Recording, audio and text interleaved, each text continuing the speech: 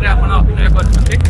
आपणकर ना मो नाम एलिस प्रज्ञा मिश्रा वर्धेंदु सहित आपण एक्टिंग करछथि केमति एक्सपीरियंस केमति रहिला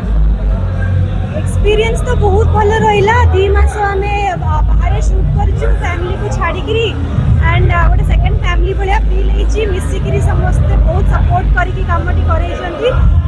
बहुत बहुत धन्यवाद टीम आदि लक्ष्मी को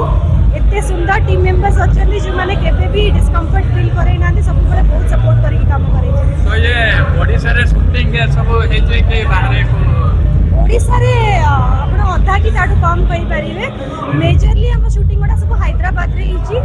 जो कितटी भी आपण जोड़ी मोरी बाहागर कितटी देखिथिबे जति सेटा भी मोगल गार्डन अछि रामजे फिल्म सिटी भितर सेठी ये जो रजरे सिनेमा जे रिलीज हैछि तो एगोटा केमति एक्शन की लव स्टोरी एतरे एक्शन अछि लव स्टोरी अछि इमोशंस अछि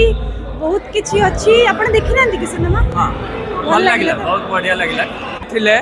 डायरी फिल्म रो एक्ट्रेस एमती आहुरी फिल्म इनफॉरमेशन देखिबा पई आपण माने ही YouTube चैनल को सब्सक्राइब करंतु वीडियो को लाइक करंतु शेयर करंतु।